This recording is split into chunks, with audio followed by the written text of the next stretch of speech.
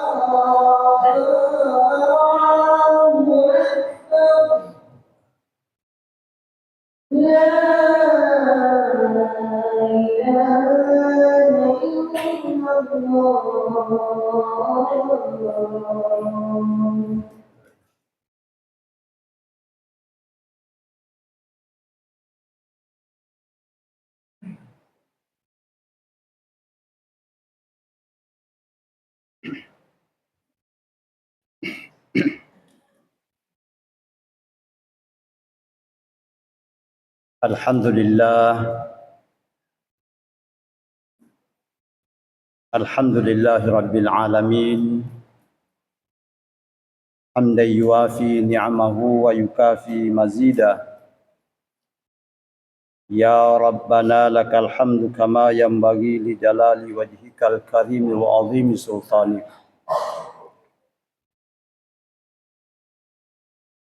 Subhanakallahumma la uhsi thana'aka alaika anta kama athnaita ala nafsik wa ashhadu an la ilaha illallah wahdahu la syarika lah wa ashhadu anna sayyidana Muhammadan abduhu wa rasuluh wa safiyuhu wa khaliluh khairu nabiyyin arsalahu Allah ilal alami kullihi basyira wa nadhira. Allahumma salli wa sallim wa barik ala sayyidina Muhammad wa ala ali sayyidina Muhammad salatan wa salaman mutalazimain ila yaumiddin. Amma ba'd, fa ya ayyuhal hadirun usikum wa nafsi bitaqwallah faqad fazal muttaqun. Qala Allah Ta'ala fi kitabihil karim, a'udzu billahi minasy syaithanir rajim. Bismillahirrahmanirrahim. Ya ayyuhalladzina amanu taqullaha haqqa tuqatih wa la tamutunna illa wa antum muslimun. Wa qala aidan walau syaa rabbuka la amana man fil ard kulluhum jami'a afa anta tukrihun nasa hatta yakunu mu'minin. Sadaqallahul azim. Bapak-bapak, saudara-saudaraku sekalian yang sama-sama insyaallah dirahmati oleh Allah Subhanahu wa taala. Kembali kita memanjatkan puji dan syukur kita kehadirat Allah Subhanahu wa taala. Oleh karena pada siang hari ini kita tetap mendapatkan nikmat yang begitu banyak dari Allah Subhanahu wa taala. Nikmat kesehatan, nikmat kesempatan, terutama nikmat iman, sehingga di tengah-tengah kesibukan kita masing-masing, apalagi di tengah-tengah cuaca musim hujan yang sementara berlangsung, kita tetap datang dapat menghadiri panggilan khusus Allah Subhanahu wa taala kepada kita sekalian, yaitu datang menunaikan seluruh rangkaian ibadah salat Jumat. Semoga insyaallah ibadah yang kita laksanakan ini semakin mendekatkan diri kita kepada Allah Subhanahu wa taala. Demikian pula salawat dan taslim atas junjungan Nabi besar Muhammad sallallahu alaihi wasallam, Nabi yang menjadi panutan kita, Nabi yang diutus oleh Allah Subhanahu wa taala ke muka bumi ini menyampaikan ajaran kebenaran, ajaran keselamatan, ajaran kedamaian. Siapapun yang berusaha mengikuti ajaran yang dibawa oleh Rasulullah sallallahu alaihi wasallam, maka insyaallah diberi keselamatan hidup di dunia sampai di akhirat kelak. Oleh karena itu, khatib pada kesempatan ini kembali ingin berwasiat kepada kita sekalian, mari kita senantiasa mempertahankan, memelihara dan meningkatkan ketakwaan kita kepada Allah Subhanahu wa taala, yaitu kita berusaha menjalankan segala yang diperintahkan oleh Allah dan kita jauhi segala yang dilarangnya. Hadirin sidang jamaah Jumat yang dimuliakan oleh Allah Subhanahu wa taala. Topik khutbah kita kali ini adalah toleransi dalam Islam. Kita tahu bersama bahwa di setiap akhir tahun di bulan Desember, saudara-saudara kita yang beragama selain Islam, khususnya saudara-saudara kita yang beragama Nasrani, itu melaksanakan satu ibadah bagi mereka. Tentu bagi kita sekalian yang harus ditunjukkan adalah bagaimana kita bisa memahami ajaran agama yang dianut oleh penganut agama yang lain. Kita hidup di muka bumi ini sudah menjadi sunnatullah kita berbeda-beda. Diisyaratkan oleh Allah Subhanahu wa taala di dalam Al-Qur'an surah Al-Hujurat.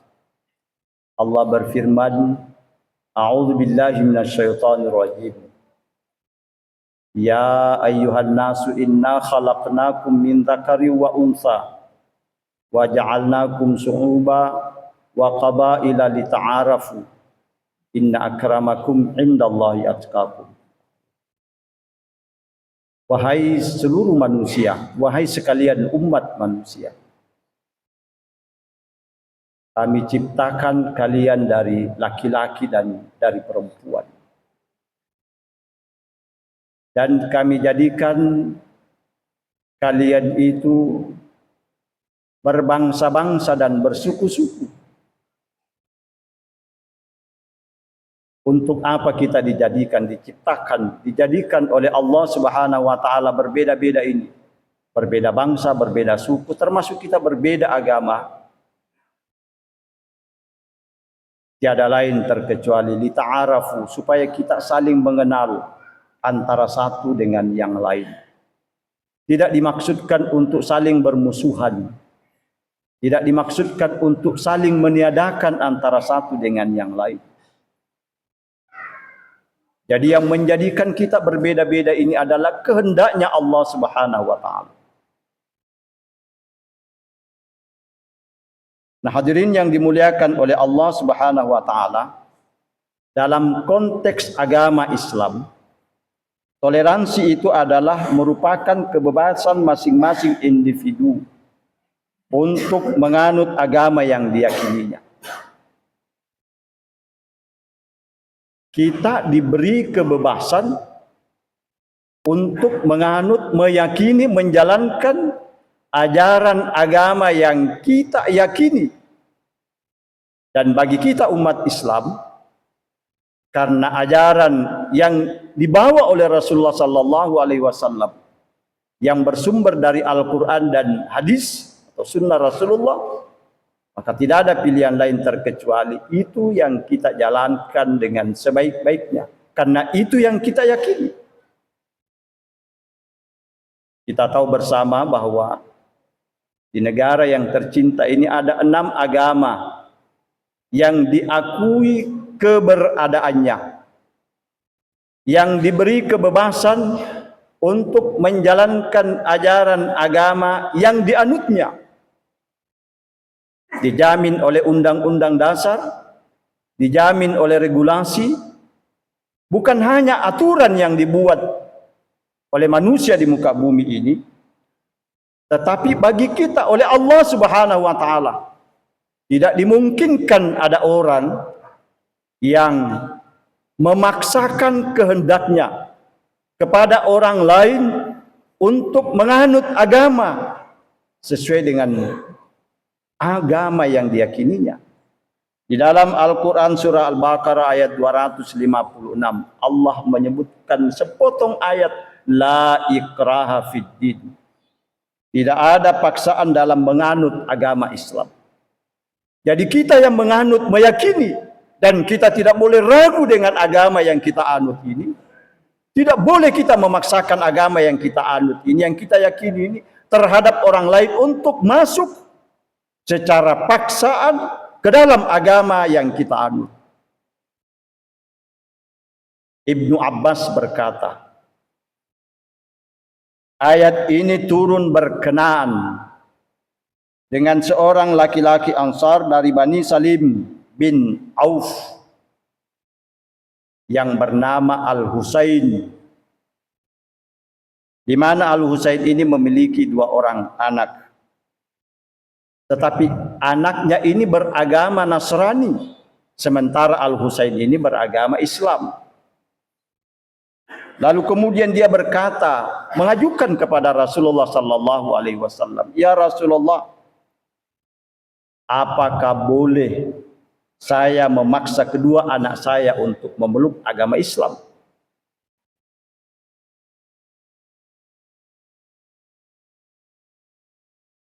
Karena anaknya ini tidak mau mengikuti agama yang dianut oleh bapaknya, oleh orang tuanya. Dia tidak mau beragama terkecuali dengan agama Nasrani. Maka Allah Subhanahu wa taala menurunkan ayat itu tadi, la ikraha fiddin. Jadi bapak-bapak, saudara-saudaraku yang dimuliakan oleh Allah Subhanahu wa taala, seorang bapak saja yang memiliki anak yang punya pilihan yang sudah dewasa, lalu kemudian tidak bisa dipaksakan untuk menganut agama yang dianut oleh orang tuanya. Apalagi misalnya kalau kita memang termasuk tergolong atau orang lain. Hadirin yang dimuliakan oleh Allah Subhanahu wa taala. Oleh karena itu, bagi kita sekalian, tidak ada jalan lain terkecuali kita harus menghargai saudara-saudara kita yang lain yang menganut agama selain agama yang kita anut. Kita hargai, kita hormati pilihan agamanya. Biarkanlah mereka itu sendiri juga menjalankan agama yang dianutnya. Allah Subhanahu wa taala itu telah menegaskan di dalam Al-Qur'an ayat yang kita hafal semuanya, yaitu dalam Al-Qur'an surah Al-Kafirun ayat 1 sampai 6. A'udzubillahi minasyaitonir rajim. Bismillahirrahmanirrahim. Qul ya ayyuhal kafirun la a'budu ma ta'budun wala antum 'abiduna ma a'bud wala ana 'abidum ma 'abadtum wala antum 'abiduna ma a'bud lakum dinukum waliyadin. Ayat ini menegaskan yang intinya adalah bahwa kita harus mempersilahkan, dan ini disebutkan oleh Allah Subhanahu wa taala, disampaikan kepada Rasulullah sallallahu alaihi wasallam. Katakanlah wahai Muhammad, wahai orang-orang kafir, orang-orang selain Islam, aku tidak akan menyembah apa yang kamu sembah. Jadi ada penegasan bagi kita sekalian yang beragama Islam. Sampaikan saja kepada saudara-saudara kita yang lain bahwa saya tidak akan mungkin menyembah apa yang engkau sembah, dan sebaliknya juga demikian, kamu pun juga tidak akan menyembah apa yang kami sembah, dan aku tidak akan pernah menjadi penyembah apa yang kamu sembah. Ujungnya adalah lakum dinukum waliyadin, bagimu agamamu dan bagiku agamaku. Artinya Allah memberikan ruang, ada pengakuan di dalamnya bahwa Allah saja mengakui ada agama yang tumbuh, yang hadir, dan yang pernah diturunkan oleh Allah Subhanahu wa taala di muka bumi ini selain agama yang kita anut. Dan biarkanlah ayat ini menunjukkan bahwa biarkanlah mereka yang meyakini agama yang dianutnya untuk tumbuh, dia jalankan ajaran agama sesuai yang diyakininya, dan kita pun juga menjalankan. Hanya saja bagi bapak-bapak, saudara-saudaraku yang dimuliakan oleh Allah, bagi kita orang-orang tua yang memiliki anak, tentu saja tanggung jawab utamanya untuk memelihara akidah dari turun-temurun dari orang-orang tua kita sampai ke anak-anak kita. Tidak ada jalan lain terkecuali bagi kita yang sebagai orang tua harus bisa memelihara supaya bisa bertahan akidah bagi anak-anak kita. Betapa banyak kita saksikan tempat-tempat yang lain. Ada orang karena sebab perkawinan, sebab pergaulan, sebab tidak mendalam pemberian pemahaman akidah terhadap anak-anak keturunan kita, dia dengan bebas bisa memilih, menentukan agama atau akidah yang berbeda dengan orang tuanya. Kullu mauludin yuladu 'alal fitrah. Setiap anak yang lahir itu dalam keadaan yang fitrah, yang suci. Orang tuanya lah yang akan menjadikan dia Yahudi, orang tuanya lah yang akan menentukan dia bisa menjadi Nasrani, termasuk menjadi Majusi.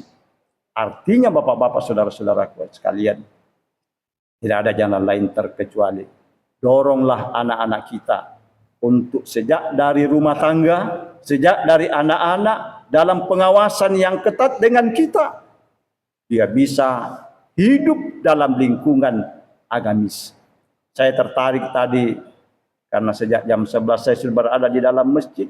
Saya berbicara dengan beberapa orang-orang tua kita. Ternyata biasakanlah anak-anak kita, keturunan kita, keluarga kita untuk senantiasa dekat dengan masjid, dekat dengan Baitullah, dekat dengan agama Allah Subhanahu wa taala. Kita khawatir suatu ketika kita asik beribadah, kita asik mengasikkan diri kita dekat dengan Allah, tapi kita tidak peduli terhadap anak-anak keturunan kita.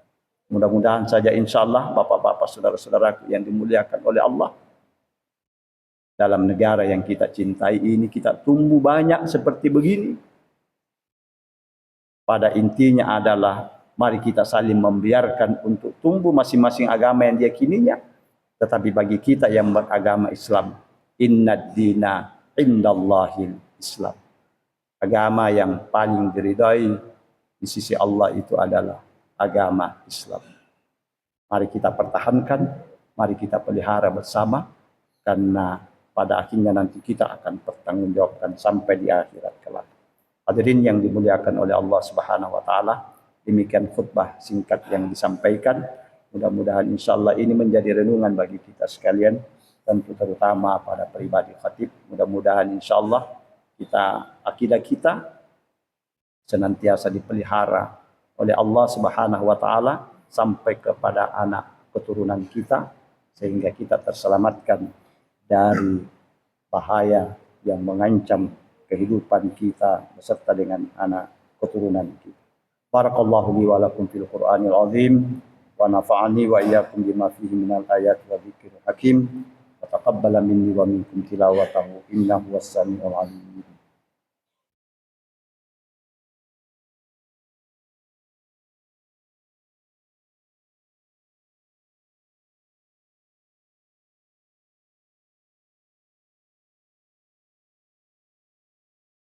Alhamdulillah, alhamdulillahilladzi an'amana bi ni'matil imani wal islam.